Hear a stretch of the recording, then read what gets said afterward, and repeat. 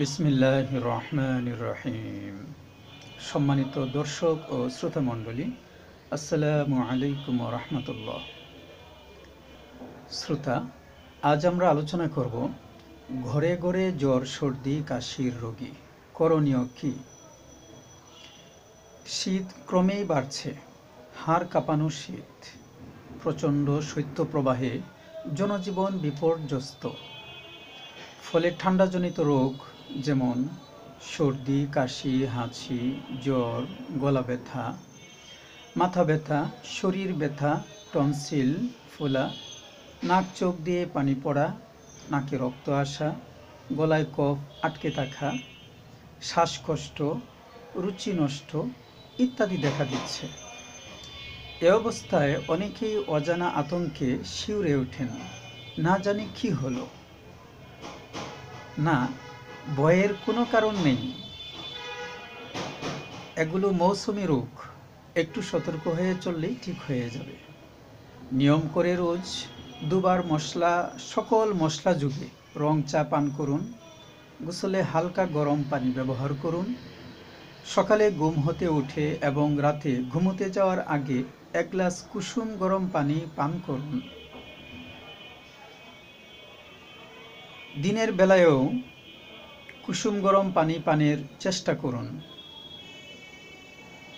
তবে যদি ওষুধ সেবনের প্রয়োজন হয় তাহলে সাধারণ অবস্থায় অ্যাকোনাইট নেপ 30 3 ফোঁটা মাত্রায় রোজ 4 বার সেবন করতে হবে।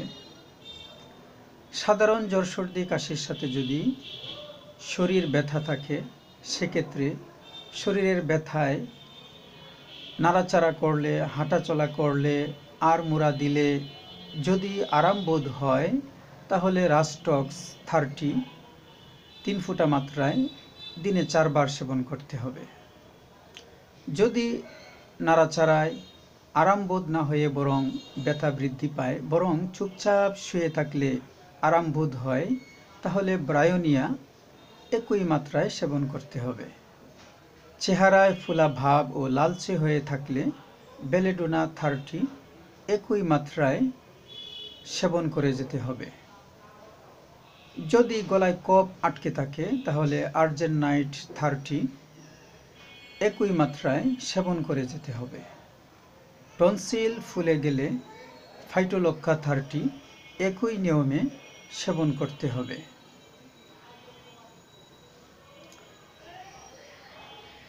কফ বের না হলে বা খুশখুশি কাশি হলে বায়োকেমিক ফেরামফস 6x 5টি করে 3 চামচ গরম পানি সহ রোজ 3 বার খাবারের আধা ঘন্টা পর সেবন করতে হবে।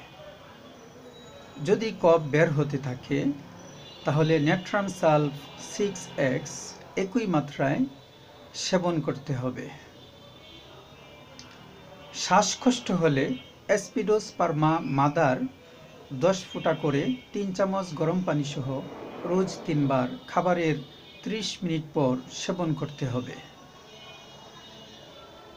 ওষুধ একটানা 7 দিন চলবে। যদি এর মধ্যে রোগ সেরে যায় তাহলে খুব ভালো, আর যদি রোগ না সারে তাহলে নিকটস্থ কোনো ডাক্তারের শরণাপন্ন হতে হবে, অথবা অনলাইনে আমাদের সাথেও যোগাযোগ করা যেতে পারে। যারা অনলাইনে আমাদের সাথে যোগাযোগ করতে চান তাদের ব্যাপারে বিস্তারিত নিয়ম ভিডিও ডেসক্রিপশন বক্সে দেয়া আছে বা লেখা আছে, এবং আমি এতক্ষণ যে ওষুধের নাম বললাম প্রত্যেকটি ওষুধের নাম ভিডিওর নিচে ডেসক্রিপশন বক্সে দেয়া আছে। আপনারা সেখান থেকে নামগুলো দেখে নিতে পারেন, অথবা এই নামগুলো দেখিয়ে ফার্মেসি থেকে আপনারা ঔষধ ক্রয় করে আনতে পারেন। শ্রোতামণ্ডলী, আজ এ পর্যন্তই। আল্লাহ তাআলা আমাদের প্রত্যেককে এই প্রচণ্ড শীতের মধ্যে যাবতীয় রোগ বালাই থেকে হেফাজত করুন, এবং যারা রোগাক্রান্ত হয়ে পড়েছেন আল্লাহ তাদেরকে শিফা দান করুন, এ কামনা করছি। এবং যাদের কাছে ভিডিওটি ভালো লেগেছে তারা একটি লাইক, কমেন্ট এবং প্রিয়জনকে ভিডিওটি শেয়ার করে দিন। এবং এ ধরনের ভিডিও আরও পেতে যারা চ্যানেলটি এখনও সাবস্ক্রাইব করেননি তারা এখনই সাবস্ক্রাইব করে আমাদের সাথেই থাকুন। শ্রোতা, আজ তাহলে রাখি, দেখা হবে পরের কোনো ভিডিওতে। আল্লাহ হাফেজ।